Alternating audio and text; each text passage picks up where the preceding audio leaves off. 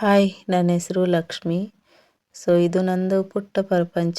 ಈ ಪುಟ್ಟ ಪ್ರಪಂಚದಲ್ಲಿ ನಂದೊಂದು ಚಿಕ್ಕ ಅಂದರೆ ಕೆಲಸ. ಮನೆಯಲ್ಲಿ ನಾನು ನನ್ನ ಹಸ್ಬೆಂಡ್ಗೆ ಏನಾದರೂ ಹೆಲ್ಪ್ ಆಗುತ್ತೆ, ನನ್ನ ಮನೆ ಅಂದರೆ ನನ್ನ ಸಂಸಾರಕ್ಕೆ ಏನಾದರೂ ಒಂಚೂರು ಹೆಲ್ಪ್ ಆಗುತ್ತೆ ಅಂತ ಈ ಬಿಸ್ನೆಸ್ಸನ್ನು ನಾನು ಸ್ಟಾರ್ಟ್ ಮಾಡಿರೋದು.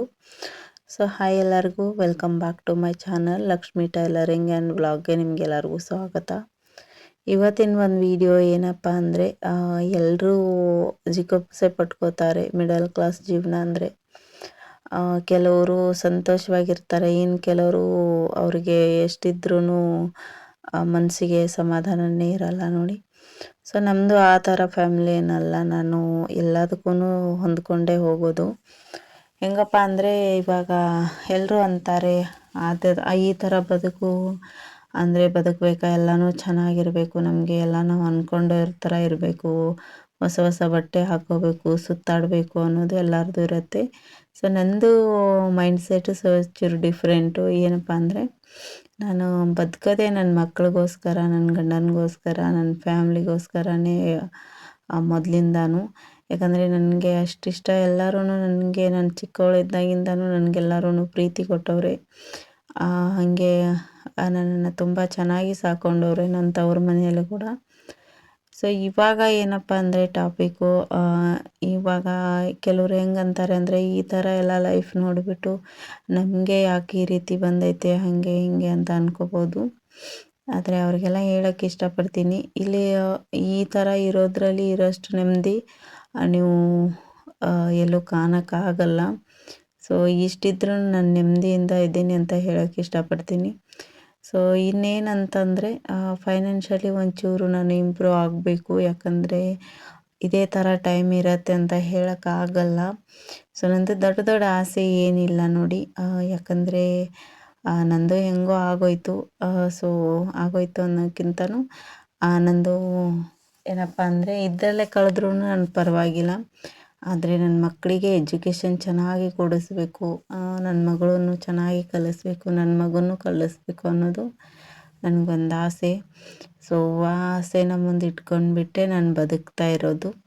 ಇನ್ನೊಂದು ಏನಪ್ಪ ಅಂದರೆ, ನಾನು ನನ್ನ ಹಸ್ಬೆಂಡ್ಗೆ ನಾನು ಯಾವತ್ತೂ ಕೇಳಲ್ಲ, ಅದು ಕೊಡಿಸಿ ಇದು ಕೊಡಿಸಿ, ಅಲ್ಲಿಗೆ ಒಯ್ಯಿರಿ ಇಲ್ಲಿಗೆ ಒಯ್ಯಿರಿ ಅಂತ. ಏನಕ್ಕೆ ಅಂದರೆ, ನಮಗೆ ಇವಾಗ ಗೊತ್ತು ನಮ್ಮದು ಎಷ್ಟು ಅಂದರೆ ನಮಗೆ ಖರ್ಚು ಮಾಡುವಷ್ಟು ಎಷ್ಟಿರುತ್ತೆ ಅಂತ ನಮ್ಗೆ ಗೊತ್ತಲ್ವ, ಆಲ್ಮೋಸ್ಟ್ ಹೌಸ್ ವೈಫ್ ಇರೋರಿಗೆ.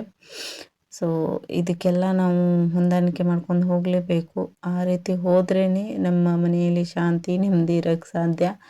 ಫಸ್ಟ್ ನಾವು ಹೆಣ್ಮಕ್ಳೇ ಸರಿ ಇರಬೇಕು ನೋಡಿ. ಯಾಕಂದರೆ ಎಲ್ಲದಕ್ಕೂ ಹಠ ಮಾಡೋದು ಸರಿ ಇರಲ್ಲ. ಏನಪ್ಪ ಅಂದರೆ, ಗಂಡು ಮಕ್ಕಳು ಹತ್ರ ಒಂದು ಸತಿ ಇರುತ್ತೆ, ಒಂದೊಂದು ಸತಿ ಇರಲ್ಲ. ಇನ್ನೂ ನಾನು ಏನಪ್ಪ ಅಂದರೆ, ಹೆಲ್ತ್ ಇಶ್ಯೂಸ್ ಆಗಲಿ ಏನಾದರೂ ಆಗಲಿ ಅಷ್ಟಕ್ಕೆಲ್ಲ ನಾನು ಕೇಳ್ಕೊತೀನಿ. ಆದರೆ ಈ ಚಿನ್ನ ಬಂಗಾರ ಬೆಳ್ಳಿ ಆಮೇಲೆ ಸೀರೆ ಈ ರೀತಿ ನನಗೆ ಇದರಲ್ಲೆಲ್ಲ ನನಗೆ ಇಂಟ್ರೆಸ್ಟೇ ಇಲ್ಲ.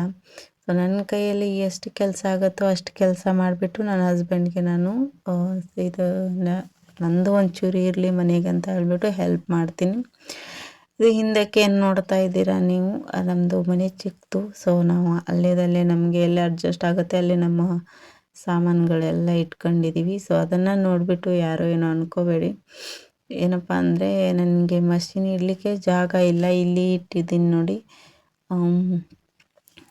ಹೇಗೆ ಅಂತಂದರೆ, ಇವಾಗ ಇಷ್ಟಪಟ್ಟು ನಾನು ಈ ಕೆಲಸನ ಕಲಿತೆ. ಇದೇನಕ್ಕಂದರೆ, ನಾನೇ ಹೊಲ್ಕೋಬೇಕು, ಬೇರೆ ಕಡೆ ಏನಕ್ಕೆ ಹೋಗಬೇಕು ಅಂತ ಹೇಳ್ಬಿಟ್ಟು ನಾನು ಕಲ್ತಿರೋದು ಈ ಒಂದು ಉದ್ಯೋಗನ. ಇದರಲ್ಲಿ ಏನಪ್ಪ ಆಯಿತು ಅಂತಂದರೆ, ಇವಾಗ ನನಗೆ ಹೊಲ್ಕೊಳ್ಳೋಕ್ಕೆ ನನಗೆ ಆಗ್ತಿಲ್ಲ. ಏನಕ್ಕೆ ಅಂದರೆ, ಅಷ್ಟು ಬಟ್ಟೆ ಬರುತ್ತೆ. ಇವಾಗ ಒಂಚೂರು ಹೆಲ್ತ್ ಇಶ್ಯೂಸ್ ಇರೋದ್ರಿಂದ ನಾನು ಜಾಸ್ತಿ ವೀಡಿಯೋಸ್ ಮಾಡೋಕ್ಕಾಗ್ತಿಲ್ಲ, ಮತ್ತು ಜಾಸ್ತಿ ನನಗೆ ಇದು ಬಟ್ಟೆ ಹೊಲಿಯೋಕ್ಕೂ ಆಗ್ತಿಲ್ಲ. ಆ ರೀತಿ ಆಗಿಬಿಟ್ಟೈತೆ, ಯಾಕಂದರೆ ವೆಯ್ಟ್ ಜಾಸ್ತಿ ಆಗಿಬಿಟ್ಟೈತೆ. ಇವಾಗಿನ ಇದಕ್ಕೆ ಅಂತಂದರೆ ಎನರ್ಜಿ ಬೇಕಾಗತ್ತೆ ಡೈಲಿ ಕೆಲಸ ಮಾಡೋದಕ್ಕೆ. ನನ್ನ ಹಸ್ಬೆಂಡು ಫ್ಯಾಕ್ಟ್ರಿಗೆ ಹೋಗ್ತಾರಲ್ಲ, ಅವ್ರಿಗೂ ಎದ್ಬಿಟ್ಟು ಎಲ್ಲ ಕಟ್ಟಿ ಮಾಡಿ ಇರಬೇಕು. ಮನೆಯಲ್ಲಿ ಕೆಲಸ ಇರುತ್ತೆ ಬೇಜಾನ್. ಮತ್ತು ಮಕ್ಕಳು ಸ್ಕೂಲಿಗೆ ಹೋಗ್ತಾರೆ, ಅವ್ರ ಡಬ್ಬಿ ಅವ್ರನ್ನೆಲ್ಲ ರೆಡಿ ಮಾಡಿ ಕಳಿಸೋದ್ರಲ್ಲೇ ನನಗೆ ಟೈಮ್ ಬಂದು 9 ಗಂಟೆ ಆಗುತ್ತೆ. ಬೆಳಗ್ಗೆ ನಾನು 3-6 ಗಂಟೆಗೆ ಹೇಳ್ತೀನಿ. ಅಲ್ಲಿಂದ ನನ್ನ 9 ಗಂಟೆವರೆಗೂ ಕೆಲಸ ಎಲ್ಲ ಪೂರ್ತಿ ಮುಗಿದ ಮೇಲೆ ಈ ಕೆಲಸ ಮಾಡಬೇಕಾದ್ರೆ ಒಂಚೂರು ಬೇಗ ಎದ್ದಿರ್ತೀವಲ್ವ, ನಿದ್ದೆ ಎಲ್ಲ ಎಳೆಯುತ್ತೆ. ಸೊ ಆ ರೀತಿ ಸುಸ್ತಾಗತ್ತೆ. ಅಲ್ಲಿಗೆ ನಾನು ಮಲ್ಕೊಂಡ್ಬಿಟ್ರೆ ಏಳೋದು ಒಂದು ಗಂಟೆ ಎಲ್ಲ ನಿದ್ದೆ ಮಾಡಿಬಿಟ್ಟು ಹೇಳಿದ್ರೆ ನನಗೆ ನಿದ್ದೆ ಮಾಡಿ ಕೆಲಸ ಮಾಡೋಕ್ಕೆ ಇಷ್ಟನೇ ಆಗಲ್ಲ. ಯಾಕಂದರೆ ಹಂಗೆ ಸುಸ್ತಾಗಿಬಿಡುತ್ತೆ ಮೈಯೆಲ್ಲ. ಸೊ ಅದಕ್ಕಾಗಿ ನಾನು ನೈಟ್ ಹೊತ್ತಲ್ಲೇ ಜಾಸ್ತಿ ಬಟ್ಟೆ ಕಟ್ ಮಾಡಿ ಸ್ಟಿಚ್ ಮಾಡೋದು. ಅಂದರೆ ನೈಟಲ್ಲಿ ಕಂಫರ್ಟಬಲ್ ಇರುತ್ತೆ ನೋಡಿ. ಹೆಂಗಂದರೆ ಏನೋ ಅಂದರೆ ಕಿರಿಕಿರಿ ಇರಲ್ಲ. ಇವಾಗ ಹೆಂಗಾಗತ್ತೆ, ಅಕ್ಕಪಕ್ಕ ಮನೆ ಅಂದಮೇಲೆ ಎಲ್ಲರೂ ಬಂದು ಮಾತಾಡ್ಸೋರೆ. ಸೊ ಮಾತಾಡಬೇಕಾಗತ್ತೆ ಎಲ್ಲರ ಜೊತೆನೂ. ಯಾಕಂದರೆ ಮಾತಾಡಲಿಲ್ಲ ಅಂದರೆ ಎಷ್ಟು ಸೊಕ್ಕು ನೋಡು, ಎಷ್ಟು ಸೊಕ್ಕಿನವಳು ಅದವಳೆ ನೋಡು ಅಂತ ಹೇಳ್ಬಿಟ್ಟು ಅದು ಬೇರೆ ಕೇಳಿಸ್ಕೋಬೇಕು. ಹಾಗಾಗಿ ನಾನು ಏನು ಮಾಡ್ತೀನಿ ಅಂದರೆ ಯಾರು ಬರ್ತಾರೋ ಅವ್ರನ್ನೆಲ್ಲ ಚೆನ್ನಾಗಿ ಮಾತಾಡಿಸಿ ಟೀ ಮಾಡ್ತೀನಿ ಕೂರಿ ಅಂತ ಹೇಳಿಬಿಟ್ಟೆ ಮನೆಯಲ್ಲಿ ಚೆನ್ನಾಗೇ ಮಾತಾಡಿಸ್ತೀನಿ. ಸೊ ಅದೆಲ್ಲ ಕೆಲಸ ಎಲ್ಲ ಮುಗಿಸ್ಕೊಂಡು ಇದು ಮಾಡೋಷ್ಟರಲ್ಲಿ ಅಂದರೆ ಆಗೋದೇ ಇಲ್ಲ ನನಗೆ. ಸೊ ಸುಸ್ತು ಆಗಿರುತ್ತೆ. ಹಾಗೆ ನಾನು ನಿದ್ದೆ ಮಾಡಿಬಿಡ್ತೀನಿ ಅಲ್ವಾ. ಅದಕ್ಕೆ ನಾನು ನೈಟ್ ಹೊತ್ತಲ್ಲೇ ಜಾಸ್ತಿ ಈ ಕೆಲಸನ ಮಾಡೋದು. ಸೊ ಈ ಬಿಸ್ನೆಸ್ಸು ನನಗೆ ಅಷ್ಟು ಇಷ್ಟು ಅಂತ ಏನಿಲ್ಲ. ನಮ್ಮ ಹಳ್ಳಿ ಕಡೆ ರೇಟ್ ಏನಿಲ್ಲ ಇದಕ್ಕೆ. ಸೊ ಹೆಂಗಾಗತ್ತೆ ಅಂದರೆ ಎಷ್ಟು ಬರುತ್ತೋ ಅಷ್ಟರಲ್ಲೇ ದುಡ್ಕೋತೀನಿ. ಏನಕ್ಕೆ ಅಂದರೆ ಇದರಲ್ಲಿ ನನಗೆ ಬರೋದೇ ಅಷ್ಟು ಇಷ್ಟು, ಅದು ಮನೆ ಖರ್ಚಿಗೆ ಅಂತ ಹೇಳ್ಬಿಟ್ಟು ತೆಗೆದಿಟ್ಟು ಅಷ್ಟಕ್ಕಷ್ಟೇ ಆಗುತ್ತೆ ನೋಡಿ ಇದು.